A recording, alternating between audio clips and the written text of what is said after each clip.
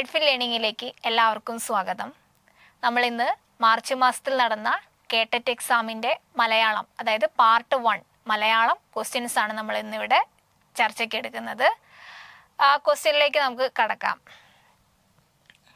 നമുക്കറിയാം, സാധാരണയായിട്ട് കേട്ടറ്റ് എക്സാമിന് ഒരു പാറ്റേൺ ഉണ്ടാവും അല്ലേ? അപ്പം ഇതിൽ ഈ ഫസ്റ്റ് തന്നെ ഇതിൽ കൊടുത്തിരിക്കുന്നത് ഒരു ഗദ്യ ഭാഗമാണ്. ഗദ്യവും പദ്യവും ഒക്കെ തന്നിട്ട് അതിൽ നിന്നും ചോദ്യങ്ങൾക്കനുസരിച്ച് ഉത്തരം കണ്ടെത്താനാണ് ആ ഒരു പാറ്റേൺ എന്ന് പറയുന്നത്. അപ്പം ഇവിടെ നമുക്ക് ഈ ക്വസ്റ്റ്യനിൽ ആദ്യം തന്നെ കൊടുത്തിരിക്കുന്നത് ഒരു ഗദ്യഭാഗമാണ്. ആ ഗദ്യഭാഗം വായിച്ചിട്ട് അതിൽ നിന്നും ഉത്തരം കണ്ടെത്താനാണ് പറഞ്ഞിരിക്കുന്നത്. അപ്പം നമുക്ക് നിർദ്ദേശങ്ങളൊന്ന് വായിച്ചു നോക്കാം. ചുവടെയുള്ള ഗദ്യഭാഗം വായിച്ച് ചോദ്യങ്ങൾക്ക് ഏറ്റവും ശരിയായ ഉത്തരം തിരഞ്ഞെടുത്ത് എഴുതുക. അപ്പോൾ നമുക്ക് ആ ചോദ്യങ്ങളുടെ ഉത്തരം അത് വായിക്കുന്ന സമയത്ത് തന്നെ നമുക്ക് മനസ്സിലാകും ഈ ചോദ്യത്തിന് ഇതാണ് ഉത്തരം എന്നുള്ളത്. എളുപ്പത്തിൽ നമുക്ക് ആ ചോദ്യങ്ങൾക്ക് ഉത്തരം കണ്ടെത്താൻ കഴിയുകയും ചെയ്യും. സാഹിത്യത്തിലെ വെൺമണി പ്രസ്ഥാനത്തെക്കുറിച്ചുള്ള ഒരു ഗദ്യഭാഗമാണിത്. അപ്പം വെൺമണി പ്രസ്ഥാനം എന്ന് പറയുന്നത് നമുക്കറിയാം, നമ്മൾ മലയാള സാഹിത്യമൊക്കെ പഠിക്കുന്ന സമയത്ത് നമ്മൾ ആ ഒരു ഭാഗം പഠിച്ചു പോകുന്നുണ്ട് അല്ലേ? വെൺമണി പ്രസ്ഥാനവും വെൺമണി പ്രസ്ഥാന കാലഘട്ടത്തിലെ കവികളെ കുറിച്ചൊക്കെ പറയുന്നുണ്ട്. അപ്പോൾ ഈ ഗദ്യഭാഗവും അതിനെ അനുബന്ധിച്ചുള്ള കുറച്ച് ക്വസ്റ്റ്യനാണ് കൊടുത്തിരിക്കുന്നത്. നോക്കാം. നമ്മുടെ സാഹിത്യത്തിൽ വെള്ളം പോലെ കവിത എഴുതുന്നവരുടെ ഒരു കാലമുണ്ടായിരുന്നു. കുഞ്ഞിക്കുട്ടൻ തമ്പുരാന്റെയും വെൺമണി നമ്പൂതിരി പാടന്മാരുടെയും കാലം. മലയാളത്തിൽ ഇങ്ങനെയും സാധിക്കുമോ എന്ന് തോന്നിക്കുമാറ് അവർ എഴുതി. ആ പ്രസ്ഥാനം കൊണ്ടുണ്ടായ നന്മകൾ എന്തെങ്കിലും ആകട്ടെ, അതിൻ്റെ നായകന്മാർ കവിയെ വഴിതെറ്റിച്ചു എന്ന് പറയാതിരിക്കാൻ വയ്യ. കവിതയും പദ്യവും തമ്മിൽ അവർക്ക് മാറിപ്പോയി. എന്താണ് തേങ്ങാക്കുലയാണെനിക്ക് എന്ന മട്ടിൽ വെൺമണി പ്രസ്ഥാനം പുരോഗമിച്ചപ്പോൾ കാലത്തോടെതിരിടാവുന്ന ഒരൊറ്റ കൃതി പോലും അതിൽ നിന്നുണ്ടായില്ല. അവർ പോയി, വള്ളത്തോളും ആശാനും വന്നു. മലയാളത്തിൽ പാല് പോലുള്ള കവിതയുടെ കാലഘട്ടമായി. ചിലരിതിനെ കാൽപ്പനിക കാലം എന്ന് വിളിച്ചു. നമ്മുടെ കവിയാകട്ടെ അതിനെ പാൽപായസം ഊണിന്റെ കാലമാക്കി. കവിതയുടെ നീളത്തെക്കാളും വീതിയേക്കാളും അതിൻ്റെ അഴകിന് ഗണനയുണ്ടായി. എത്ര മിനിറ്റ് കൊണ്ട് എഴുതി എന്നതല്ല, എങ്ങനെ എഴുതി എന്നായി തീർന്നു പ്രധാനം. മലയാള കവിതയിലെ സൗന്ദര്യയുഗമായിരുന്നു അത്. ചെറുതല്ലാത്ത വൈജാത്യമുണ്ടെങ്കിലും ആശാനും വള്ളത്തോളും ചെറുതല്ലാത്ത സജാത്യമുള്ളവരുമാണ്. കാളിദാസന്റെ സൗന്ദര്യം എന്നോ മറ്റോ വിളിക്കാവുന്ന ഒരു തരം സൗന്ദര്യത്തോടു കൂറുള്ളവരായിരുന്നു രണ്ടുപേരും. ഒരാൾ ബുദ്ധനെ പറ്റിയും ഒരാൾ ക്രിസ്തുവിനെ പറ്റിയും എഴുതി എന്നത് കാവ്യനിരൂപണത്തിൽ പ്രധാനം അല്ല. അപ്പം ഇത്രയാണ് നമുക്ക് തന്നിരിക്കുന്ന ഗദ്യഭാഗം. ഇനി ആ ഗദ്യഭാഗത്തെ സംബന്ധിച്ച് കുറെ ചോദ്യങ്ങളും നൽകിയിട്ടുണ്ട്. ആ ചോദ്യങ്ങൾ വായിച്ചിട്ട് അതിലെ ഉത്തരങ്ങളിലേക്ക് നമ്മൾ എങ്ങനെയാണ് കടന്നത് എന്ന് നോക്കാം. ഒന്നാമത്തെ ചോദ്യം, കാലാതീതമായ ഒരൊറ്റ കൃതി പോലും വെൺമണി പ്രസ്ഥാന കാലത്ത് ഉണ്ടാവാതിരുന്നത് എന്തുകൊണ്ടാണ്? അപ്പം അത് കൃത്യമായി വായിച്ചാൽ നമുക്ക് എളുപ്പത്തിൽ പിടികിട്ടും അല്ലേ? അപ്പം അതിൻ്റെ ഓപ്ഷൻസിലേക്ക് കടക്കാം. എന്തൊക്കെയാണ് ഓപ്ഷനായി കൊടുത്തിരിക്കുന്നത്? ഓപ്ഷൻ എ, കാവ്യരചന കേവലം വിനോദമായി കണ്ടതുകൊണ്ട്. ബി, പച്ച മലയാളത്തിൽ എഴുതിയതുകൊണ്ട്. സി, പാല് പോലുള്ള കവിതയായതുകൊണ്ട്. ഡി, കവിതയുടെ സൗന്ദര്യ തലത്തിൽ നിഷ്കർഷ പുലർത്തിയതുകൊണ്ട്. അപ്പൊ ഇതിൽ നമുക്ക് ഏതാണ് ഇതിലെ കറക്റ്റായ ആൻസർ? വായിക്കും. നമ്മൾ ആ ഗദ്യം വായിച്ചപ്പോൾ തന്നെ നമുക്ക് മനസ്സിലായിട്ടുണ്ടാകും. വെൺമണി പ്രസ്ഥാനം എന്ന് പറയുന്നത് അവിടെയുള്ള ചോദ്യം എന്താണ്? അതായത് ഇന്നും കാലാതീതമായിട്ടുള്ള ഒരു കൃതി പോലും നമുക്ക് ഇന്നും എടുത്തു കാണാൻ കഴിയാത്ത ഒരു കാലമായിരുന്നു വെൺമണി പ്രസ്ഥാനത്തിൻ്റെത് അല്ലേ? കാലാതീതം, കാലത്തിനും അതീതം ആയത് എന്നാണ് അർത്ഥമായി വരുന്നത്. അപ്പൊ എന്തുകൊണ്ടാണ് ഇങ്ങനെ കാലാതീതമായ ഒരു കൃതി പോലും ആ വെൺമണി പ്രസ്ഥാന കാലത്തിൻ്റെതായി നമുക്ക് ഇല്ലാത്തത് എന്ന ചോദ്യത്തിന് നമുക്ക് ഓപ്ഷൻ എ ആണ് ശരിയായതെന്ന് മനസ്സിലാക്കാം. കാരണം കാവ്യരചന കേവലം വിനോദമായി കണ്ടതുകൊണ്ട്. അല്ലെ. അവര് പറയുന്നുണ്ട് എന്താണ് തേങ്ങാക്കുലയാണ് എന്ന അർത്ഥത്തിലാണ് അവര് കാവ്യരചന രചിച്ചിരിക്കുന്നത്. അവർക്ക് അതൊരു ഗൗരവത്തോടു കൂടിയല്ല അവരത് എടുത്തിരുന്നത്, കേവലം വിനോദം മാത്രമായിട്ടാണ് കണ്ടിരുന്നത്. അതുകൊണ്ട് തീർച്ചയായും നമുക്ക് ആ ചോദ്യത്തിനുള്ള ഉത്തരം ഓപ്ഷൻ എ ആണെന്ന് മനസ്സിലാക്കാവുന്നതേ ഉള്ളൂ. പിന്നീടുള്ള ഓപ്ഷനുകളിൽ എന്താണ്? പച്ച മലയാളത്തിൽ എഴുതിയത് കൊണ്ട്, പാല് പോലുള്ള കവിതയായതുകൊണ്ട്, കവിതയുടെ സൗന്ദര്യതലത്തിൽ നിഷ്കർഷ പുലർത്തിയത് കൊണ്ട്. ഇല്ല, കവിതയുടെ സൗന്ദര്യതലത്തിലുള്ള നിഷ്കർഷയോ അല്ലെങ്കിൽ അത് പാല് പോലെയുള്ള കവിതയായതുകൊണ്ടോ പച്ച മലയാളത്തിൽ എഴുതിയത് കൊണ്ടോ ഒന്നുമല്ല. ശരിയായ കാരണം എന്ന് പറഞ്ഞാൽ കാവ്യരചന കേവലം വിനോദം മാത്രമായി കണ്ടു എന്നതാണ്. അതായത് കാലാതീതമായിട്ടും നമുക്ക് ആ ഒരു കാവ്യങ്ങളും അതിൽ നിന്നും ലഭിക്കാത്തത് എന്ന് പറയാം.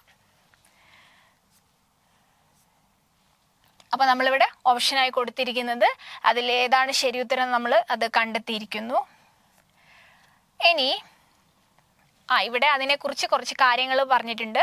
കൊടുങ്ങല്ലൂർ കോവിലകം കേന്ദ്രീകരിച്ചാണ് ഈ വെൺമണി പ്രസ്ഥാനം വളർന്നു വന്നത് അല്ലെ. കൊടുങ്ങല്ലൂർ കോവിലകമാണ്. കൊടുങ്ങല്ലൂർ കോവിലകം കേന്ദ്രീകരിച്ച് വളർന്നു വന്ന പ്രസ്ഥാനം ഏതാണ്? വെൺമണി പ്രസ്ഥാനമാണ്. അപ്പം മലയാളത്തില് ഇങ്ങനെയും സാധിക്കുമോ എന്ന് തോന്നുമാറ്, അതായത് മലയാളത്തിൽ ഇങ്ങനെയും സാധിക്കുമോ എന്ന് തോന്നുമാറ് കാവ്യരചന വിനോദമായി കണ്ടു അല്ലെ.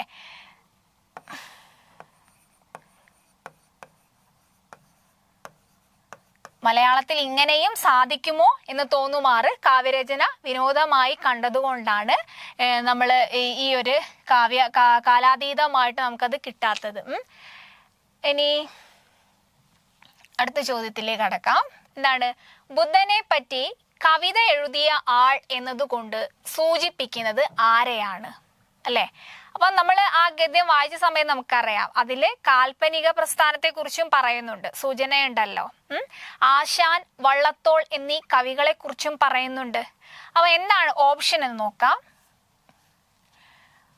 എ കാളിദാസനെ, ബി കുമാരനാശാനെ, സി വള്ളത്തോളിനെ, ഡി കുഞ്ഞിക്കുട്ടൻ തമ്പുരാനെ. അതില് നമ്മൾ ആ ഗദ്യഭാഗത്ത് പറയുന്നുണ്ട് ഒരാള് എന്താണ് ബുദ്ധനെ കുറിച്ചും ഒരാള് യേശുവിനെ കുറിച്ചും എഴുതി എന്ന്. അപ്പം ഇതില് ശരിയായ ആൻസർ എന്ന് പറയുന്നത് കുമാരനാശാനാണ് അല്ലെ. കുമാരനാശാനാണ് ബുദ്ധനെ കുറിച്ച് എഴുതിയിരിക്കുന്നത്, യേശുവിനെ കുറിച്ച് വള്ളത്തോളാണ്. അപ്പം ശരിയായ ഉത്തരം കുമാരനാശാൻ. എന്താണ്? ബുദ്ധനെ പറ്റി കവിത എഴുതിയ ആൾ എന്നതുകൊണ്ട് സൂചിപ്പിക്കുന്നത് ആരെയാണ്? ആശാൻ, കുമാരനാശാനെയാണ് എന്നാണ് ഉത്തരം. മൂന്നാമത്തെ ക്വസ്റ്റ്യൻ, മലയാള കവിതയുടെ സൗന്ദര്യയുഗം എന്ന് സൂചിപ്പിക്കുന്ന കാലം ഏത് അല്ലെ. മലയാള കവിതയുടെ സൗന്ദര്യയുഗം എന്ന് സൂചിപ്പിക്കുന്ന കാലമാണ്. ഓപ്ഷൻ വെള്ളം പോലെ കവിത എഴുതിയ കാലം, ബി വെൺമണി നമ്പൂതിരിമാരുടെ കാലം, സി കാൽപ്പനിക കാവ്യ പ്രസ്ഥാന കാലം, ഡി കാളിദാസന്റെ കാലം അല്ലെ. അപ്പൊ നമ്മുടെ ചോദ്യം മലയാളം എന്താണ്? കാൽപ്പനിക കാവ്യ പ്രസ്ഥാന കാലമാണ് ഉത്തരമായിട്ട് വരുന്നത് അല്ലെ. എന്തുകൊണ്ടാണ് നമ്മളത് പറയുന്നത് സൗന്ദര്യയുഗം എന്ന്? മലയാള കവിതയുടെ സൗന്ദര്യയുഗം എന്ന് സൂചിപ്പിക്കുന്നത് കാൽപ്പനിക കാവ്യ പ്രസ്ഥാനമാണ്. കലാകാരന്റെ വികാരങ്ങളുടെ സ്വതന്ത്രമായ ആവിഷ്കാരമാണ് ഇവിടെ സാധ്യമാവുന്നത് അല്ലെ. അപ്പം ഒരു എഴുത്തുകാരന്റെ അല്ലെങ്കിൽ ഒരു കലാകാരന്റെ തൻ്റെ കലാകാരന്റെ വികാരങ്ങൾ, ആ വികാരങ്ങളുടെ ഏറ്റവും സ്വതന്ത്രമായ ആവിഷ്കാരമാണ് കാൽപ്പനിക കാലത്തുണ്ടായിരുന്നത്. അപ്പൊ സ്നേഹം അങ്ങനെയുള്ള കാര്യങ്ങൾക്കൊക്കെ ഒരുപാട് മൂല്യമായിട്ട് കണ്ട് എഴുതിയിരുന്ന കാലമാണ് കാൽപ്പനിക കാവ്യ പ്രസ്ഥാനം എന്ന് പറയുന്നത്. അപ്പം മലയാള കവിതയുടെ സൗന്ദര്യയുഗം എന്ന് സൂചിപ്പിക്കുന്നത് ഏത് കാലമാണെന്ന് ചോദിച്ചാൽ കാൽപ്പനിക കാവ്യ പ്രസ്ഥാന കാലമാണ് എന്ന് നമുക്ക് ആ ഗദ്യം വായിക്കുന്ന സമയത്ത് മനസ്സിലാകും. ലേഖകന്റെ അഭിപ്രായത്തിൽ കവിതയും പദ്യവും തമ്മിൽ മാറിപ്പോയത് ആർക്കാണ്? അപ്പം എന്തൊക്കെയാണ് ഓപ്ഷൻ? ലേഖകന്റെ അഭിപ്രായത്തിൽ കവിതയും പദ്യവും ആർക്കൊക്കെയാ മാറിപ്പോയത്? വെൺമണി പ്രസ്ഥാനക്കാർക്ക്, ബി കാളിദാസന്, സി ആധുനിക കവിത്രയത്തിന്, ഡി കാൽപ്പനിക പ്രസ്ഥാനക്കാർക്ക് അല്ലെ. കവിതയും ഇത് മാറിപ്പോയത് വെൺമണി പ്രസ്ഥാനക്കാർക്കാണ്. കാരണം അവർക്ക് നമ്മൾ നേരത്തെ പറഞ്ഞിരുന്നു എന്താണ് തേങ്ങാക്കുലയാണ് എന്ന രീതിയിലാണ് അവർ എടുത്തിരുന്നത്. അപ്പം ഈ ലേഖകന്റെ അഭിപ്രായത്തിൽ ഇത് മാറിപ്പോയിരിക്കുന്നത് വെൺമണി പ്രസ്ഥാനക്കാർക്കാണ്. ലേഖകന്റെ അഭിപ്രായത്തിൽ കാവ്യ നിരൂപണത്തിൽ പ്രധാനമായത് എന്ത്? അല്ലെ, കാവ്യ നിരൂപണത്തിൽ ഏറ്റവും പ്രധാനമായത് എന്ത് എന്നാണ്. ഓപ്ഷൻസ്: കവിതയുടെ ദൈർഘ്യം, കാവ്യരചന പാരമ്പര്യത്തോടുള്ള കൂറ്, കവിതയുടെ പ്രശസ്തമായ ഉള്ളടക്കം, കവിതയുടെ സൗന്ദര്യതലം. എന്താണ് ഓപ്ഷൻ ആൻസർ ആയിട്ട് വരുന്നത്? കവിതയുടെ സൗന്ദര്യതലമാണ്. അല്ലെ, കാവ്യ നിരൂപണത്തിൽ ഏറ്റവും പ്രധാനമായത് കവിതയുടെ സൗന്ദര്യതലമാണ്. കാവ്യ നിരൂപണത്തിൽ പ്രധാനമായത് ഏതാണ്? കവിതയുടെ സൗന്ദര്യതലമാണ്. അല്ലെ, അപ്പം ഇത്രയുമാണ് നമ്മൾ ആ ഗദ്യഭാഗം. അത് എളുപ്പത്തിൽ നമുക്ക് ആ ചോദ്യങ്ങൾക്ക് ഉത്തരം കണ്ടെത്താവുന്നതേ ഉള്ളൂ. അത് ആ ഒരു 5 ക്വസ്റ്റ്യൻ അതിൽ കഴിഞ്ഞിരിക്കുകയാണ്. ഇനി അടുത്തത് നോക്കൂ. ചുവടെ കൊടുത്തിരിക്കുന്ന കവിത വായിച്ച് ചോദ്യങ്ങൾക്ക് ഏറ്റവും ശരിയായ ഉത്തരം തിരഞ്ഞെടുത്തെഴുതുക. ഗദ്യം കഴിഞ്ഞു, ഇനി നമ്മൾ പദ്യഭാഗത്തിലേക്ക് കടക്കുകയാണ്. അതേപോലെ തന്നെയാണ്, അത് വായിച്ചിട്ട് ഉത്തരങ്ങൾ അതിൽ നിന്നും കണ്ടെത്താനാണ് പറയുന്നത്. എന്താണ് കവിത നോക്കാം. സമസ്ത ലോകത്തെയും സുന്ദര പൂങ്കാവിലാക്കി ചമച്ചു വിരിയുന്നു ചിരിയാം മലരുകൾ. ചിരിപ്പിൻ ഭ്രാതാക്കളെ ചിരിപ്പിൻ, സർവേശന്റെ ചിരിയിൽ നിന്നല്ലയോ വെളിച്ചമുണ്ടായി വന്നു. താരിന്റെ ചിരിയിൽ നിന്നല്ലയോ പഴമുണ്ടായി. പാരിന്റെ ചിരിയിൽ നിന്നല്ലയോ നാമമുണ്ടായി. പരിതാപത്താൽ ഉള്ളം പൊരിയും പാവങ്ങൾക്ക് ചിരിയാം പാൽ പകർന്നു കൊടുപ്പൻ തത്വജ്ഞാനി. രോഗത്തിൻ പരിഹാരം മുഖത്തിൻ അലങ്കാരം, ലോകത്തിനുപഹാരം മധുരഹാസാങ്കുരം. ചിരിപ്പിൻ ഭ്രാതാക്കളെ ചിരിപ്പിൻ, ചിൽക്കാതലിൻ ചിരിയിൽ നിന്നല്ലയോ വെളിച്ചമുണ്ടായി വന്നു. അപ്പം അവിടെ ഏതാനും ചോദ്യങ്ങൾ കൊടുത്തിട്ടുണ്ട്. എന്താണ് ഒന്നാമത്തെ? ചുവടെ നൽകിയവയിൽ അഭേദ കൽപ്പനയുള്ള പ്രയോഗം ഏതാണ്? അഭേദകൽപ്പന അഭേദകൽപ്പനയുള്ള പ്രയോഗം എന്ന് പറയുന്നത് ചിൽക്കാതലിൻ ചിരി, ബി മുഖത്തിൻ അലങ്കാരം, സി ചിരിയാം പാൽ, ഡി സുന്ദര പൂങ്കാവ്. ഇവിടെ ചിരിയാം പാൽ എന്ന ഓപ്ഷൻ സി ആണ് ശരിയായി വരുന്നത്. അഭേദകൽപ്പനയുള്ളത് ചിരിയാം പാൽ എന്നതാണ്. അല്ലെ, അടുത്തത് ചിരിയെക്കുറിച്ചുള്ള കവിയുടെ നിരീക്ഷണങ്ങളിൽ പെടാത്തതേത് എന്നാണ് ചോദ്യം. ചിരിയെക്കുറിച്ചുള്ള കവിയുടെ നിരീക്ഷണങ്ങളിൽ പെടാത്തത്: എ പൂവിന്റെ ചിരിയിൽ നിന്നാണ് പഴമുണ്ടായത്. മുഖത്തിന് അലങ്കാരമാണ് ചിരി. ചിരി രോഗങ്ങൾക്ക് ഔഷധമാണ്. ചിരി ചിൽക്കാതലാണ്. ഏതാണ് ശരിയായത്? നോക്കാം. ചിരി ചിൽക്കാതലാണ്. മറ്റുള്ളവയൊക്കെ അതിൽ പറയുന്നുണ്ട് അല്ലേ. അപ്പം കവിയുടെ അഭിപ്രായത്തിൽ ഉള്ളത് ഏതാണ്? ചിരി ചിൽക്കാതലാണ്. ഓക്കെ, അടുത്തത് തത്വജ്ഞാനി ചെയ്യേണ്ടത് എന്താണ്? തത്വജ്ഞാനി ചെയ്യേണ്ടത് എന്താണ്? ഓപ്ഷൻസ്: പാവങ്ങളെ ജീവിത ദുഃഖങ്ങളിൽ നിന്നും മോചിപ്പിക്കുക, നമ്മുടെ പിറവി ചിരിയിൽ നിന്നാണ് എന്ന തിരിച്ചറിവ് നൽകുക, ദാരിദ്ര്യ ദുഃഖത്തിന്റെ കാരണങ്ങളെ കുറിച്ച് തിരിച്ചറിവ് നൽകുക, ദാരിദ്ര്യം അനുഭവിക്കുന്നവർക്ക് പാൽ പകർന്നു നൽകുക. ഏതാണ് തത്വജ്ഞാനി ചെയ്യേണ്ടത്? നോക്കാം. പാവങ്ങളെ ജീവിത ദുഃഖങ്ങളിൽ നിന്നും മോചിപ്പിക്കുക, അതാണല്ലോ ചെയ്യേണ്ടത്. അപ്പൊ ശരിയായ ആൻസർ അതാണ്. ഇനി കവിയുടെ അഭിപ്രായത്തിൽ ലോകത്തെ മനോഹരമായ പൂന്തോട്ടമാക്കി മാറ്റുന്നത് എന്താണ്? അല്ലെ, ലോകത്തെ ഏറ്റവും മനോഹരമായ പൂന്തോട്ടമാക്കി മാറ്റുന്നത് പൂക്കൾ, ചിരി, കവിത, തത്വജ്ഞാനം. ഏറ്റവും മനോഹരമായ പൂന്തോട്ടമാക്കി മാറ്റുന്നത് യാതൊരു സംശയവും ഇല്ല എന്താണ്? ചിരിയാണ്. അല്ലെ, ചിരിയാണ് നമ്മുടെ ലോകത്തെ ഏറ്റവും മനോഹരമായൊരു പൂന്തോട്ടമാക്കി മാറ്റുന്നത്. ഓക്കെ, അടുത്തത് കവി ഭ്രാതാക്കളോട് ചിരിക്കാൻ ആഹ്വാനം ചെയ്യുന്നത് എന്തുകൊണ്ടാണ്? എന്തുകൊണ്ടാണ് ചിരിക്കാൻ വേണ്ടിയിട്ട് കവി പറയുന്നത് എന്നാണ് ചോദ്യം. അല്ലെ, ഭ്രാതാക്കളോട് ചിരിക്കാൻ പറയുന്നത് എന്തുകൊണ്ടാണ്? ഓപ്ഷൻസ്: വായനക്കാർ പരിഹസിച്ച് ചിരിക്കുന്നതായി തോന്നിയതുകൊണ്ട്, ബി സർവേശ്വരൻ കൽപ്പിച്ചത് ചിരിക്കാനാണ്, സി ലോക ജീവിതത്തെ പ്രകാശപൂർണമാക്കുന്നത് ചിരിയാണ്, ഡി ദൈവദർശനം ലഭിക്കുന്നതിന് വേണ്ടി. അപ്പൊ നമ്മളെ ചോദ്യം ഒന്നുകൂടെ വായിക്കാം. കവി ഭ്രാതാക്കളോട് ചിരിക്കാൻ ആഹ്വാനം ചെയ്യുന്നത് എന്തുകൊണ്ടാണ്? അല്ലെ, എന്താണ് അതിലെ ആൻസർ ആയി വരുന്നത് നോക്കൂ.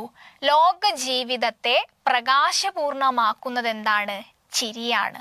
അതുകൊണ്ടാണ് നേരത്തെ നമ്മൾ പറഞ്ഞു അല്ലേ, അതായത് ലോകത്തെ മനോഹരമായൊരു പൂന്തോട്ടമാക്കി മാറ്റുന്നത് ചിരിയാണെന്ന് പറഞ്ഞു. അപ്പം എന്തുകൊണ്ടാണ് ഭ്രാതാക്കളോട് കവി ചിരിക്കാൻ ആഹ്വാനം ചെയ്യുന്നത്? ലോക ജീവിതത്തെ പ്രകാശപൂർണമാക്കുന്നത് ചിരിയാണ്. അതാണ് ആ ക്വസ്റ്റ്യന്റെ ആൻസർ ആയിട്ട് വരുന്നത്. ഓക്കെ, അപ്പം അത്രയുമാണ് നമ്മൾ പറഞ്ഞു. അതായത് ഗദ്യത്തിലെ ഭാഗം കഴിഞ്ഞു, അതേപോലെ പദ്യത്തിലേതും കഴിഞ്ഞു. നമുക്കത് വായിച്ചു നോക്കിയാൽ എളുപ്പത്തിൽ ഉത്തരങ്ങളിലേക്ക് കടക്കാവുന്ന രീതിയിലാണ് ആ ചോദ്യങ്ങളൊക്കെ ഉണ്ടായിരുന്നത്. ഇനി മറ്റുള്ള ചോദ്യങ്ങളിലേക്ക് കടക്കാം. നോക്കാം. ചുവടെ നൽകിയവയിൽ ഏറ്റവും ശരിയായ വാക്യം കണ്ടെത്തുക. അല്ലെ, ശരിയായ വാക്യം കണ്ടെത്താനാണ് പറയുന്നത്. ഏതൊക്കെയാണ് വാക്യങ്ങള്? ഒന്ന്, ഈ കാവ്യം ചമൽക്കാരപൂർണവും ആശയഗാംഭീര്യവും ആലോചനാമൃതവുമാണ്. ബി, അങ്ങനെ പറഞ്ഞാൽ അർത്ഥത്തിൽ പിഴയില്ല, ആളുകൾക്ക് കാര്യം മനസ്സിലാവും. സി, കാവ്യങ്ങൾ മാത്രമല്ല നാടകങ്ങളും രചിക്കുന്നതിൽ അദ്ദേഹം സമർത്ഥനായിരുന്നു. ഡി, കഷായം ആഹാരത്തിനു മുമ്പ് ആഹാരത്തിനു ശേഷം നെയ്യും പതിവായി കഴിക്കണം. അല്ലേ, അപ്പൊ നമുക്ക് വായിക്കുന്ന സമയത്ത് തന്നെ ചില വാക്യങ്ങൾ എന്താണ് ശരിയല്ല എന്ന് നമുക്ക് ഒറ്റ നോട്ടത്തിൽ മനസ്സിലാകും. അല്ലെ, അങ്ങനെയുള്ളതാണ് കഷായം ആഹാരത്തിന് മുമ്പ് ആഹാരത്തിന് ശേഷം നെയ്യും പതിവായി കഴിക്കണം. വായിക്കുമ്പോൾ തന്നെ നമുക്കറിയാം അത് ശരിയായൊരു വാക്യമല്ല. അങ്ങനെയാണെങ്കിൽ ഏതാണ് അതിൽ ശരിയായത് നോക്കാം. കാവ്യങ്ങൾ മാത്രമല്ല നാടകങ്ങളും രചിക്കുന്നതിൽ അദ്ദേഹം സമർത്ഥനായിരുന്നു. അല്ലെ, നമുക്കത് ശരിയായ രൂപത്തിൽ എങ്ങനെ പറയാം? കാവ്യങ്ങളും നാടകങ്ങളും രചിക്കുന്നതിൽ അദ്ദേഹം സമർത്ഥനായിരുന്നു എന്ന് പറയാം. അതാണ് അതിന്റെ ശരിയായ വാക്യം എന്ന് പറയുന്നത്. അപ്പൊ ഇവിടെ ഇത് വന്നത് കൊണ്ട് എന്താണത് ശരിയല്ല, തെറ്റാണ്. പിന്നെയുള്ളത്, ഈ കാവ്യം ചമൽക്കാരപൂർണവും ആശയഗാംഭീര്യവും ആലോചനാമൃതവുമാണ്. അപ്പം എ എന്ന് പറയുന്ന ആ ഒരു വാക്യം വായിക്കുമ്പോൾ നമുക്കറിയാം അത് ശരിയാണോ? അല്ല, ശരിയല്ല. അല്ലെ, കാവ്യം ചമൽക്കാരപൂർണവും ആശയഗാംഭീര്യവും ആലോചനാമൃതവുമാണ്. അപ്പൊ ഇതിങ്ങനെ ഒരു റിപ്പീറ്റ് ആയിട്ട് ഇങ്ങനെ വരുന്നുണ്ട്, അതിന്റെ ആവശ്യമില്ല, അതൊരു ശരിയായ ഒരു വാക്യമല്ല. അപ്പം നമ്മുടെ ഇതിൽ ഏറ്റവും ശരിയായ വാക്യം ഏതാണ്? അങ്ങനെ പറഞ്ഞാൽ അർത്ഥത്തിൽ പിഴയില്ല, ആളുകൾക്ക് കാര്യം മനസ്സിലാവും. അല്ലെ, അതിൽ യാതൊരു തെറ്റും കണ്ടെത്താൻ കഴിയുന്നില്ല. അപ്പൊ നമ്മുടെ ഏറ്റവും ശരിയായ വാക്യം എന്ന് പറഞ്ഞാൽ ഓപ്ഷൻ ബി ആണ്. ഓക്കെ, അങ്ങനെ പറഞ്ഞാൽ അർത്ഥത്തിൽ പിഴയില്ല, ആളുകൾക്ക് കാര്യം മനസ്സിലാവും. താഴെ പറയുന്നവയിൽ ബുദ്ധിപരമായ വെല്ലുവിളികൾ നേരിടുന്ന കുട്ടികളുടെ പഠന പുരോഗതിക്ക് ഏറ്റവും അനുകൂലമായ സമീപനം എന്ത്? അല്ലെ, സമീപനം ഏത്? അപ്പം താഴെ കുറച്ച് ഓപ്ഷൻസ് നൽകിയിരിക്കുന്നു. അതില് ബുദ്ധിപരമായ വെല്ലുവിളികൾ നേരിടുന്ന കുട്ടികളാണ്. അപ്പൊ അങ്ങനെയുള്ള കുട്ടികൾക്ക് നമുക്ക് കൊടുക്കാൻ കഴിയുന്ന ഏറ്റവും നല്ല കാര്യങ്ങൾ എന്തൊക്കെയാ?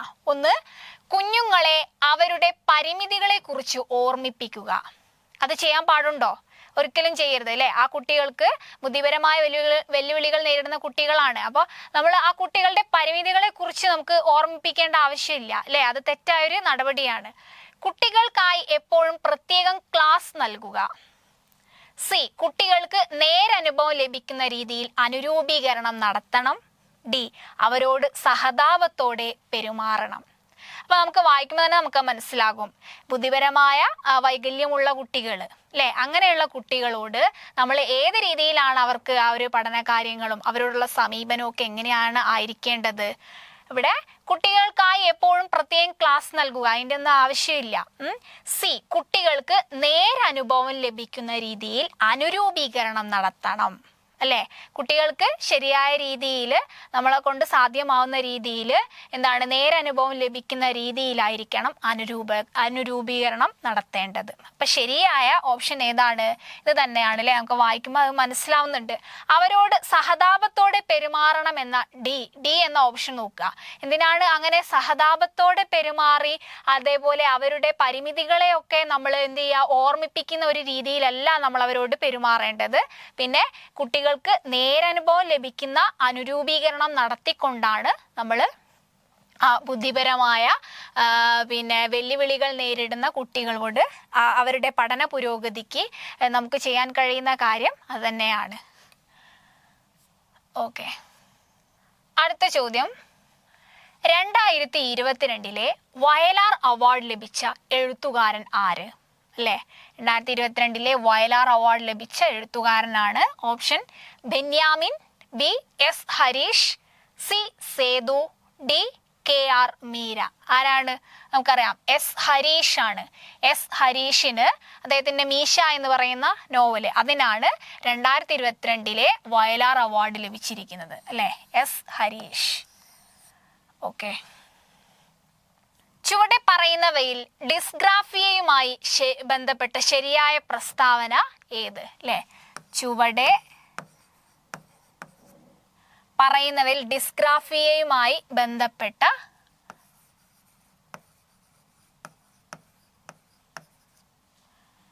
ശരിയായ പ്രസ്താവന ഏത്? അപ്പൊ ഡിസ്ഗ്രാഫിയ എന്ന് പറഞ്ഞാൽ തന്നെ നമുക്കറിയാം എന്താണ്, ഒരു പഠന വൈകല്യമാണ് ഡിസ്ഗ്രാഫിയ. നമ്മൾ സാധാരണ കണ്ടുവരുന്ന ഒരു പഠന വൈകല്യമാണ് ഡിസ്ഗ്രാഫിയ. അപ്പം എന്തൊക്കെയാണ് അതിന്റെ ഓപ്ഷൻ നോക്കാം. പദങ്ങൾ എഴുതുമ്പോൾ അക്ഷരം തിരിഞ്ഞു പോകുന്നു. 2, ചിഹ്നങ്ങൾ മാറിപ്പോവുന്നു. അപ്പം അതിൽ ഈ 2 പ്രസ്താവനകളാണ് നൽകിയിരിക്കുന്നത്. അപ്പൊ അതിന്റെ താഴെയായിട്ട് ഓപ്ഷൻ എ എന്താണ്? പ്രസ്താവന 1 മാത്രം ശരിയാണ്. എന്താണ് പ്രസ്താവന 1? ഏതാ? പദങ്ങൾ എഴുതുമ്പോൾ അക്ഷരം തിരിഞ്ഞു പോകുന്നു. ഓപ്ഷൻ ബി, പ്രസ്താവന 2 മാത്രം ശരിയാണ്, ചിഹ്നങ്ങൾ മാറിപ്പോകുന്നു. അല്ലെ, ഓപ്ഷൻ സി, പ്രസ്താവന 1ഉം 2ഉം തെറ്റാണ്. ഓപ്ഷൻ ഡി, പ്രസ്താവന 1ഉം 2ഉം ശരിയാണ്. അപ്പം നമ്മൾ പറഞ്ഞു ഡിസ്ഗ്രാഫിയ എന്ന് പറയുന്നത് ഒരു പഠന വൈകല്യമാണ്. അത് എഴുത്തിൽ കണ്ടുവരുന്ന ഒരു പഠന വൈകല്യം, അല്ലെ, ഡിസ്ഗ്രാഫിയ. അപ്പൊ ഇതിൽ ശരിയായ ഉത്തരം ഏതായിരിക്കും? പ്രസ്താവന 1ഉം 2ഉം ശരിയാണ്. കാരണം പദങ്ങൾ എഴുതുമ്പോൾ അക്ഷരം തിരിഞ്ഞു പോവുകയും ചിഹ്നങ്ങൾ മാറിപ്പോവുകയൊക്കെ ചെയ്യുന്നത് എന്തിലാണ്? എഴുത്ത് എന്ന് പറയുന്ന ആ ഒരു ഇതിലാണ്. അപ്പം നമുക്ക് പ്രസ്താവന 1ഉം 2ഉം ശരിയാണ് എന്ന് മനസ്സിലാക്കാം. അല്ലെ, അപ്പൊ നമുക്ക് നോക്കാം. ഡിസ്ഗ്രാഫിയ എന്ന് പറയുന്നത് എഴുത്തിൽ കാണപ്പെടുന്ന തകരാറുകളാണ്. ശരിയായ വിധത്തിൽ എഴുതാൻ കഴിയാത്ത ഒരു പഠന വൈകല്യമാണ് ഡിസ്ഗ്രാഫിയ. ഓക്കെ, അക്ഷരത്തെറ്റ് കൂടാതെ എഴുതാൻ കുട്ടിക്ക് ബുദ്ധിമുട്ടുണ്ടാകുന്നു. അക്ഷരത്തെറ്റില്ലാതെ ആ കുട്ടിക്ക് എഴുതാൻ കഴിയില്ല. അപ്പൊ എന്താണ്? എഴുത്തിൽ കാണപ്പെടുന്ന ഒരു പഠന വൈകല്യമാണ് ഡിസ്ഗ്രാഫിയ. അപ്പൊ നമ്മുടെ ഓപ്ഷൻ ഏതായിരുന്നു? ആ ഒരു ചിഹ്നം മാറിപ്പോകുന്നതും അക്ഷരങ്ങൾ തിരിഞ്ഞു പോകുന്നതും ഒക്കെ ഡിസ്ഗ്രാഫിയ, ആ ഒരു പഠന വൈകല്യത്തിന്റെ ഇതാണ് അല്ലെ, അതിനുള്ളൊരു ലക്ഷണങ്ങളാണ്. ഡിസ്ഗ്രാഫിയ മാത്രമല്ല, ഡിസ്ലെക്സിയ ഉണ്ട്, അതേപോലെ ഡിസ്കാൽക്കുലിയ ഉണ്ട്. ഇതൊക്കെ പഠന വൈകല്യങ്ങളിൽ പെടുന്നതാണ്. അടുത്ത ചോദ്യം നോക്കാം. ഭാഷയും ചിന്തയും പരസ്പരം സ്വാധീനിക്കുന്നുണ്ട് എന്ന നിലപാട് മുന്നോട്ട് വെച്ചത് ആരാണ്? ഭാഷയും ചിന്തയും ഇത് രണ്ടും എന്താണ്? പരസ്പരം സ്വാധീനിക്കുന്നുണ്ട് എന്ന നിലപാട് മുന്നോട്ട് വെച്ചത് ആരാണ്? ഓപ്ഷൻ ജീൻ പിയാഷെ, Vygotsky, BF Skinner, B Whorf. ആരാണ് ഭാഷയും അതേപോലെ ചിന്തയും? ആരാണ്? വൈഗോഡ്സ്കി ആണ് അല്ലെ. വൈഗോഡ്സ്കി ആണ് ഇങ്ങനെ ഒരു ആശയം മുന്നോട്ട് വെച്ചത്. ഓക്കെ, ഭാഷയും ചിന്തയും പരസ്പരം സ്വാധീനിക്കുന്നുണ്ട് എന്ന നിലപാട് മുന്നോട്ട് വെച്ചത് വൈഗോഡ്സ്കി. അടുത്തത്, അധ്യാപകർ പഠനാസൂത്രണത്തിനായി പ്രയോജനപ്പെടുത്തേണ്ട വിലയിരുത്തൽ തലം ഏത്? പഠനാസൂത്രണത്തിനായി പ്രയോജനപ്പെടുത്തേണ്ട വിലയിരുത്തലാണ്. അതേതാണെന്നാണ് ചോദ്യം. അപ്പം ഓപ്ഷൻസ്: ആത്യന്തിക മൂല്യനിർണയം, ബി പഠനത്തിനായുള്ള വിലയിരുത്തൽ, സി പഠനത്തോടൊപ്പമുള്ള വിലയിരുത്തൽ, ഡി പഠനത്തെ വിലയിരുത്തൽ. ചോദ്യം ഒന്നുകൂടെ വായിക്കാം. അധ്യാപകർ പഠനാസൂത്രണത്തിനായി പ്രയോജനപ്പെടുത്തേണ്ട വിലയിരുത്തൽ തലം, അല്ലെ, പഠനാസൂത്രണത്തിനായിട്ട് നമ്മൾ പ്രയോജനപ്പെടുത്തേണ്ട വിലയിരുത്തൽ ഏതാന്ന് ചോദിച്ചാൽ ഏതായിരിക്കും? പഠനത്തോടൊപ്പമുള്ള വിലയിരുത്തലാണെന്ന് നിസ്സംശയം പറയാം. അല്ലെ, പഠനത്തോടൊപ്പം തന്നെ കുട്ടിയെ വിലയിരുത്തുക. അടുത്ത ചോദ്യം, ശാരീരിക ചലനപരമായ ബുദ്ധിയുടെ വികാസത്തിനായി ഭാഷാ ക്ലാസ്സിൽ നൽകുന്നതിന് ഏറ്റവും യോജിച്ച പ്രവർത്തനം ഏത്? ഇവിടെ എന്താണ് ചോദ്യം? ശാരീരിക ചലനപരമായ ബുദ്ധിയാണ്. ആ ശാരീരിക ചലനപരമായ ബുദ്ധിയുടെ വികാസമാണ് ലക്ഷ്യം അല്ലെ. അപ്പോൾ അങ്ങനെ ഒരു വികാസത്തിന് വേണ്ടിയിട്ട് നമ്മൾ ഏത് ക്ലാസ്സിലാണ് ഭാഷാ ക്ലാസ്സിൽ നൽകുന്നതിന് ഏറ്റവും യോജിച്ച പ്രവർത്തനമാണ് ചോദ്യം. അപ്പൊ നോക്കാം, ഓപ്ഷൻസിലേക്ക് കടക്കാം. എന്തൊക്കെയാണ്? സെമിനാർ, അഭിമുഖം, ജേണലുകൾ തയ്യാറാക്കൽ, നാടകാവിഷ്കാരം. അപ്പം സെമിനാർ, അഭിമുഖം എന്നൊക്കെ പറയുന്നത് നമുക്ക് ഒരുപാട് വാക്കുകളൊക്കെ നമുക്ക്, അതായത് അങ്ങനെയുള്ള മേഖലയിലേക്ക് കടക്കാം. കുട്ടിക്ക് നന്നായി സംസാരിക്കാനും വാക്കുകൾ ഉപയോഗിക്കാനും ഒക്കെ കഴിയുന്നു അല്ലെ. സെമിനാറും അഭിമുഖവും ഒക്കെ നടത്തുന്ന സമയത്ത് ജേണലുകൾ തയ്യാറാക്കുമ്പോൾ നല്ല എഴുത്ത് രീതിയിലേക്കൊക്കെ കടക്കാൻ കഴിയും. അപ്പം നമുക്ക് വേണ്ട എന്താ? ശാരീരിക ബുദ്ധിപരമായ വളർച്ചയാണ്. അപ്പൊ അതിന് വേണ്ടത് എന്താ? നാടകാവിഷ്കാരമാണ് അല്ലെ. അപ്പൊ നമുക്ക് നാടകാവിഷ്കാരം എന്ന ഓപ്ഷനാണ് ഇതിൽ ശരിയെന്ന് മനസ്സിലാക്കാം. അപ്പൊ ഇവിടെ ശാരീരിക ചലനപരമായ ബുദ്ധിയുടെ വികാസത്തിനായി ഭാഷാ ക്ലാസ്സിൽ നൽകുന്നതിന് ഏറ്റവും യോജിച്ച പ്രവർത്തനം ഏതാണ്? നാടകാവിഷ്കാരമാണ്. ഓക്കെ, അടുത്തത്, ദൈവം എന്ന ദുരന്ത നായകൻ ഏത് വിഭാഗത്തിൽപ്പെടുന്ന കൃതിയാണ്? ദൈവം എന്ന ദുരന്ത നായകൻ. നോക്കാം ഓപ്ഷൻസ്: ചെറുകഥ, നോവൽ, ആത്മകഥ, നാടകം. ഏതാണ് ദൈവം എന്ന ദുരന്ത നായകൻ? നോവൽ വിഭാഗത്തിലാണ് അല്ലേ. നോവൽ വിഭാഗത്തിൽ പെടുന്ന കൃതിയാണ് ദൈവം എന്ന ദുരന്ത നായകൻ. ആ നോവലിനെ കുറിച്ച് പറയുകയാണെങ്കിൽ ആരാണ് ഇത് എഴുതിയിരിക്കുന്നത്? P.P. പ്രകാശൻ അല്ലേ. P.P. പ്രകാശൻ എന്ന എഴുത്തുകാരനാണ് ദൈവം എന്ന ദുരന്ത നായകൻ എന്ന നോവൽ എഴുതിയിരിക്കുന്നത്. അതില് ജാതിയും ദൈവികതയും ഒക്കെ ഏറ്റുമുട്ടുന്ന ഒരു കൃതിയാണത്. ജാതിയും ദൈവികതയൊക്കെ ഏറ്റുമുട്ടുന്ന P.P. പ്രകാശൻ എഴുതിയ ഒരു നോവലാണ് ദൈവം എന്ന ദുരന്ത നായകൻ. അടുത്ത ക്വസ്റ്റ്യൻ, ചുവടെ നൽകിയവയിൽ ശരിയായ പദം ഏത്? പദങ്ങൾ ഏതൊക്കെയാണ്? യാദൃശ്ചികം, യാദൃച്ഛികം, യാദൃശ്ചികം, യാദൃച്ഛികം അല്ലെ. ഇതിൽ ഏതാണ് ശരിയായ പദം? നോക്കാം, നമുക്കതറിയാം. യാദൃശ്ചികം അല്ലെ, ഇതല്ലേ ശരിയായ പദം. മറ്റുള്ളവയിലൊക്കെ ചെറിയ തെറ്റുകൾ കണ്ടുവരുന്നുണ്ട്. അപ്പം ശരിയായ പദം ഇതാണ്, യാദൃശ്ചികം. ഓക്കെ, അടുത്തത്,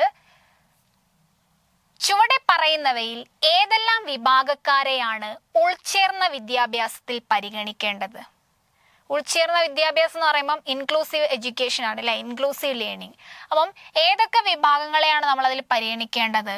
ഒന്ന്, സാമൂഹ്യ സാംസ്കാരിക പിന്നോക്കാവസ്ഥയിലുള്ള കുട്ടികൾ. ബി, ഭിന്നശേഷിക്കാരായ കുട്ടികൾ. സി, പ്രതിഭാധനരായ കുട്ടികൾ. ഡി, ഇവരെയെല്ലാം. അപ്പം ഇതിൽ ശരിയായ ആൻസർ ഏതാണ്?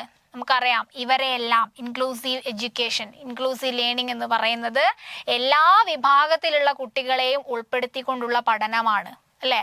അപ്പോൾ ഉൾച്ചേർത്തൽ, അതായത് ഉൾച്ചേർത്തൽ പഠനത്തിൽ ഇവരെ എല്ലാവരെയും നമ്മൾ എന്ത് ചെയ്യണം? ഉൾക്കൊള്ളിക്കണം. ഉൾപ്പെടുത്തൽ പഠനം വിദ്യാഭ്യാസത്തിൽ പ്രധാന പങ്കുവഹിക്കുന്നു. എല്ലാ വിഭാഗം കുട്ടികളെയും വിദ്യാഭ്യാസത്തിൽ നമ്മൾ എന്ത് ചെയ്യണം? പരിഗണിക്കേണ്ടതാണ്. അടുത്തത്, ചുവടെ പിരിച്ചെഴുതിയവയിൽ കൂട്ടത്തിൽ പെടാത്തത് ഏത്? കൂട്ടത്തിൽ പെടാത്തത് ഏതെന്നാണ് ചോദ്യം. നോക്കാം, പോയില്ല, പോയി ഇല്ല. തണുപ്പുണ്ട്, തണുപ്പ് ഉണ്ട്. മഴയില്ല, മഴ ഇല്ല. ഒരടി, ഒരു അടി. അപ്പൊ അതിൽ ഏതാണ് ശരിയായത്? ശരിയായതല്ല. നമ്മളോട് ചോദ്യം എന്താ? കൂട്ടത്തിൽ പെടാത്തതാണ് ചോദിക്കുന്നത് അല്ലെ. ചുവടെ പിരിച്ചെഴുതിയവയിൽ കൂട്ടത്തിൽ പെടാത്തതാണ് ചോദ്യം. കൂട്ടത്തിൽ പെടാത്തത് ഏതാണ്? ചോദ്യം ആൻസർ മഴയില്ല അല്ലെ. മഴ ഇല്ല, ഇതാണ് കൂട്ടത്തിൽ പെടാത്തത്. അടുത്ത ചോദ്യത്തിലേക്ക് കടക്കാം. എന്താണ് ചോദ്യം? ഉപ്പ് തിന്നവൻ വെള്ളം കുടിക്കും എന്ന പഴഞ്ചൊല്ലിലൂടെ വ്യക്തമാകുന്ന ആശയം എന്ത്? ഉപ്പ് തിന്നവൻ വെള്ളം കുടിക്കും. നമ്മൾ എപ്പോഴും കേൾക്കുന്ന ഒരു പഴഞ്ചൊല്ലാണ് അല്ലേ, ഉപ്പ് തിന്നവൻ വെള്ളം കുടിക്കും. ഈ ഒരു പഴഞ്ചൊല്ലിലൂടെ എന്ത് ആശയമാണ് നമുക്ക് വ്യക്തമായി കിട്ടുന്നത്? ഓപ്ഷനിലേക്ക് കടക്കാം. എന്താണ്? കഠിനാധ്വാനത്തിന് ഉറപ്പായും ഫലം ലഭിക്കും അല്ലേ. ബി, ദുഷ്കർമ്മത്തിന് അതിനനുസരിച്ചുള്ള ഫലം ലഭിക്കും. സി, കുറ്റം ചെയ്യാതെ ശിക്ഷിക്കപ്പെടുക. ഡി, ആഗ്രഹിച്ചതിന് വിപരീതമായി കാര്യം നടക്കുക. നമുക്ക് ആ ഒറ്റ നോട്ടത്തിൽ തന്നെ മനസ്സിലാവും. എന്താണ് അതിൻ്റെ ആൻസർ? ദുഷ്കർമ്മത്തിന് അതിനനുസരിച്ചുള്ള ഫലം ലഭിക്കും. അതാണ് ഉപ്പ് തിന്നവൻ വെള്ളം കുടിക്കും എന്ന് പറയുന്നില്ലേ? ദുഷ്കർമ്മത്തിന് അതിനനുസരിച്ചുള്ള ഫലം കിട്ടും. അതാണ് ആ പഴഞ്ചൊല്ലിൻ്റെ ആശയം. അടുത്തത് നോക്കുക, നമ്മുടെ പ്രസിദ്ധമായൊരു കവിതയിലെ വരികളാണ് അല്ലേ? മാമ്പഴം. അങ്കണത്തൈമാവിൽ നിന്നാദ്യത്തെ പഴം വീഴുകെ അമ്മതൻ നേത്രത്തിൽ നിന്നുതിർന്നു ചുടുകണ്ണീർ. ഈ വരികളുടെ സമാന താളമുള്ള വരികൾ കണ്ടെത്തുക. സമാന താളമുള്ള വരി നമ്മൾ എങ്ങനെയാ കണ്ടെത്തുക? ഒന്നെങ്കിൽ നമ്മൾ ആ ഒരു ഗണം തിരിക്കുക, അല്ലെങ്കിൽ നമ്മളത് ചൊല്ലി നോക്കുക. ചൊല്ലുമ്പോൾ അതേ ഈണം ഉണ്ടോ എന്ന് നോക്കുക. അതാണ് ഏറ്റവും എളുപ്പമായ മാർഗം. നോക്കാം. ഒന്ന്, തോളത്ത് ഘനം തൂങ്ങും വണ്ടിതൻ തണ്ടും പേറി കാളകൾ മന്ദം മന്ദം ഇഴഞ്ഞു നീങ്ങിയിടുമ്പോൾ. രണ്ടാമത്തേത്, നല്ലമ്പുകണത്തെ ചിതറിക്കൊണ്ടുടനെങ്ങും ചൊല്ലാർന്നൊരു കൽഹാര സുഗന്ധത്തെ വഹിച്ചും. അപ്പൊ അത് രണ്ടാമത്തെ ചൊല്ലുമ്പോൾ നമുക്കറിയാം അതിൻ്റെ ഒരു ഈണത്തിലല്ല. ദശനിയുത ശതവയസ്സി ജീർണമെന്നാകിലും ദേഹികൾക്കേറ്റവും പ്രിയം ദേഹമോർക്ക നീ. അതുമല്ല. ഇല്ല ദാരിദ്ര്യാർത്തിയോളം വലുതായിട്ടൊരാർത്തിയും ഇല്ലം വീണു കുത്തുമാറായതു കണ്ടാലും. അതും ചൊല്ലുമ്പോൾ ആ ഒരു സമാന താളാണോ? അല്ല. അവ നമ്മുടെ ശരിയായ ആൻസർ ഏതാണ്? തോളത്ത് ഘനം തൂങ്ങും വണ്ടിതൻ തണ്ടും പേറി കാളകൾ മന്ദം മന്ദം ഇഴഞ്ഞു നീങ്ങിയിടുമ്പോൾ. അല്ലെ? കാളകൾ എന്ന് പറയുന്ന പി ഭാസ്കരന്റെ കവിതയിലെ വരികളാണത്. അപ്പൊ സമാന താളമുള്ള വരി അതാണ്. അടുത്തത്, ചുവടെ പറയുന്നവയിൽ നിരന്തര മൂല്യനിർണയ പ്രക്രിയയുടെ സവിശേഷതകളിൽ പെട്ടത്. നിരന്തര മൂല്യനിർണയ പ്രക്രിയ കണ്ടിന്യൂസ് ഇവാലുവേഷൻ ആണ്. എന്തൊക്കെയാണ്? ഒരു ഘട്ടത്തിൽ നിന്ന് അടുത്ത ഘട്ടത്തിലേക്ക് പഠിതാവിനെ പ്രവേശിപ്പിക്കുന്നതിന്. ബി, നിശ്ചിത സമയത്തിനുള്ളിൽ ആർജിച്ച ശേഷികൾ പ്രയോഗിക്കുന്നതിന് അവസരം. സി, നിശ്ചിത കാലയളവിൽ കുട്ടികൾ നേടിയ പഠന നേട്ടങ്ങൾ വിലയിരുത്തുന്നതിന്. ഡി, പഠനവുമായി ബന്ധപ്പെട്ട എല്ലാ ഘടകങ്ങൾക്കും സ്വയം വിലയിരുത്തുന്നതിന് അവസരം. അപ്പൊ അതിന്റെ ശരിയായ ആൻസറിലേക്ക് നോക്കാം. ഏതാണ് ഇതിന്റെ ശരിയായത്? പഠനവുമായി ബന്ധപ്പെട്ട എല്ലാ ഘടകങ്ങൾക്കും സ്വയം വിലയിരുത്തുന്നതിന് അവസരം. അല്ലേ? അടുത്ത ചോദ്യം, പഠന പ്രവർത്തനങ്ങളിലെ കുട്ടികളുടെ പങ്കാളിത്തം, മികവുകൾ, പരിമിതികൾ തുടങ്ങിയവ അധ്യാപകർ രേഖപ്പെടുത്തുന്നത് എവിടെയാണ്? അല്ലേ? ഓപ്ഷൻസ് നോക്കാം. ടീച്ചിങ് മാനുവലിലെ വിലയിരുത്തൽ പേജിൽ. ബി, ടീച്ചിങ് മാനുവലിലെ പ്രക്രിയ പേജിൽ. സി, പ്രോഗ്രസ് കാർഡിൽ.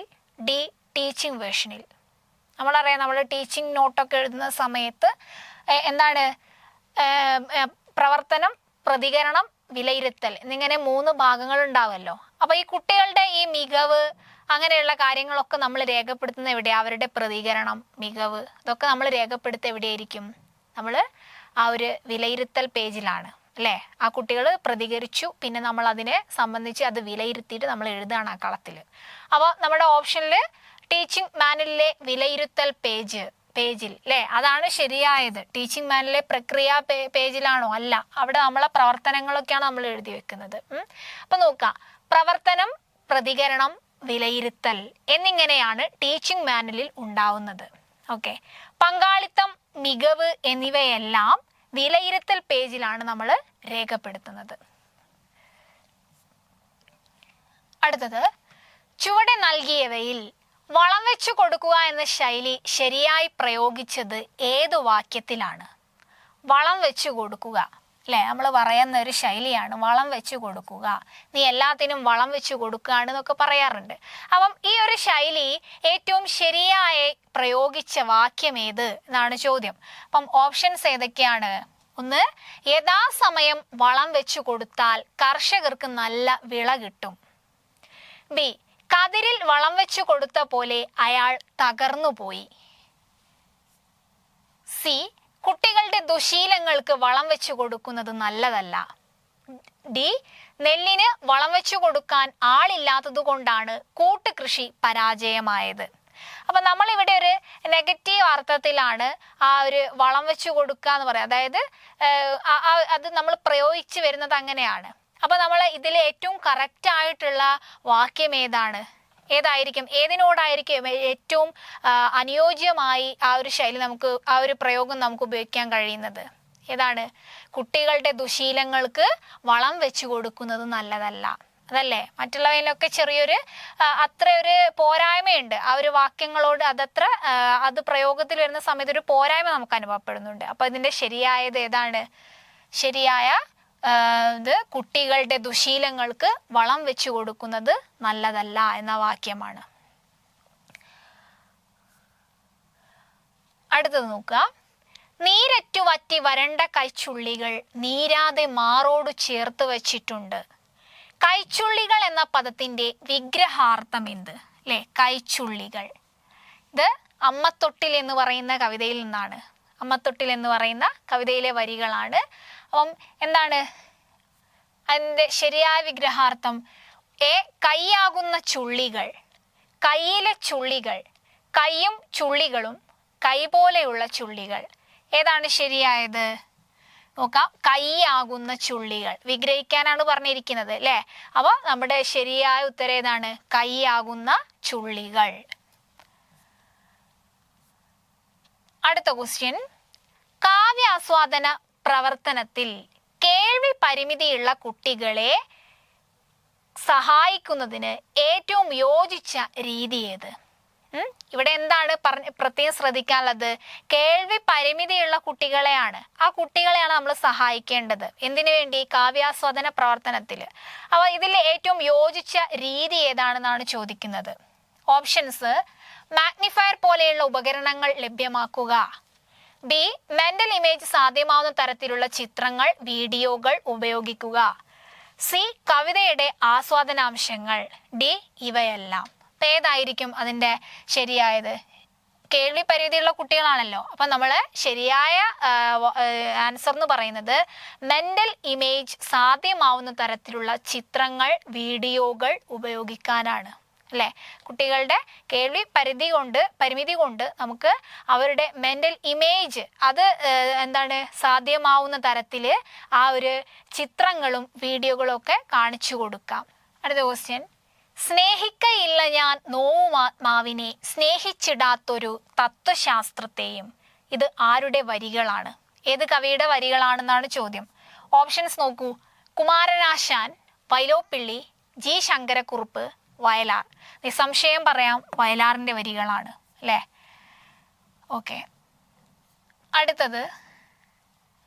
കുട്ടിയെ അറിയുക, ആസൂത്രണത്തോടെ പിന്തുണയ്ക്കുക, കുട്ടിയെ വളർത്തുക എന്നീ ലക്ഷ്യങ്ങൾ മുൻനിർത്തി പൊതുവിദ്യാഭ്യാസ വകുപ്പ് തയ്യാറാക്കിയ പോർട്ടൽ ഏതാണ്?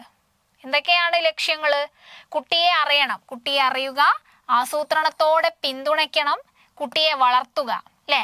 ഈ ലക്ഷ്യങ്ങളെയൊക്കെ മുൻനിർത്തിക്കൊണ്ട് നമ്മുടെ പൊതുവിദ്യാഭ്യാസ വകുപ്പ് തയ്യാറാക്കിയ പോർട്ടൽ ഏതാണെന്നാണ് ചോദ്യം. ഓപ്ഷൻസ് നോക്കൂ. സമന്വയ, സമ്പൂർണ്ണ, സഹിതം, സമഗ്ര. ഏതാണ് ഇതിലെ ശരിയായ ആൻസർ? സഹിതം എന്ന് പറയുന്ന പോർട്ടലാണ്. ഈ സഹിതം എന്ന് പറയുന്ന പോർട്ടല് ഈ കുട്ടിയെ ലക്ഷ്യങ്ങൾ അടിസ്ഥാനമാക്കിയിട്ട് ആസൂത്രണം ചെയ്യാനും പിന്തുണയ്ക്കാനും ഒക്കെ ഈ ലക്ഷ്യങ്ങളൊക്കെ മുൻനിർത്തിക്കൊണ്ട് നമ്മുടെ പൊതുവിദ്യാഭ്യാസ വകുപ്പ് നടപ്പാക്കിയ ഒരു പോർട്ടൽ ഏതാണെന്ന് ചോദിച്ചാൽ സഹിതമാണ്. ഓക്കെ. എന്നാൽ സമന്വയം എന്നൊക്കെ പറയുന്നത് എന്താണ്? അത് കേരളത്തിലെ എയ്ഡഡ് ഗവൺമെന്റ് അധ്യാപക തസ്തിക നിർണയ ഓൺലൈൻ പ്ലാറ്റ്ഫോം ആണ്, അല്ലേ? എയ്ഡഡ് ഗവൺമെന്റ് അധ്യാപക തസ്തിക നിർണയമാണ് സമന്വയ എന്ന് പറയുന്നത്. സമ്പൂർണ്ണ എന്താ നോക്കൂ. ഏകദേശം 15,000-ലധികം സ്കൂളുകളുടെ സംവിധാനവും പ്രക്രിയയും ഒക്കെ ഓട്ടോമേറ്റ് ചെയ്യുന്നതിനായി വിദ്യാഭ്യാസ വകുപ്പ് നടപ്പാക്കുന്ന സ്കൂൾ മാനേജ്മെന്റ് സിസ്റ്റം പ്ലാറ്റ്ഫോമാണ് ഏത്? സമ്പൂർണ്ണ എന്ന് പറയുന്നത്. എന്നാൽ സമഗ്ര എന്ന് പറയുന്നതോ ഇതൊരു ഇ-സോഴ്സ് പോർട്ടലാണ്. അപ്പൊ നമ്മുടെ കുട്ടിയെ അറിയാം, അവരുടെ ആ ഒരു ആസൂത്രണം നടത്തുക, അതിനൊക്കെ നമ്മൾ നമ്മുടെ പൊതുവിദ്യാഭ്യാസ വകുപ്പ് നടപ്പാക്കുന്ന പോർട്ടൽ ഏതാണ്? സഹിതമാണ്. ഓക്കെ. അപ്പം നമ്മുടെ കാറ്റഗറി 1-ലെ ക്വസ്റ്റ്യൻസസ് ആണ് നമ്മളിവിടെ ഡിസ്കസ് ചെയ്തത് അല്ലേ. അപ്പം ഏകദേശം നമുക്കത് വിശദീകരിച്ച സമയത്ത് തന്നെ ഏകദേശം മനസ്സിലായി എന്ന്. അത്യാവശ്യം നല്ല നല്ല ക്വസ്റ്റ്യൻസ് ആണ്, നമുക്ക് എളുപ്പത്തിൽ മാർക്ക് ലഭിക്കാൻ കഴിഞ്ഞിരിക്കുന്നതാണ് അല്ലേ. അപ്പം ഇന്നത്തെ ഈ ഒരു ക്ലാസ് ഇവിടെ അവസാനിക്കുകയാണ്. Thank you.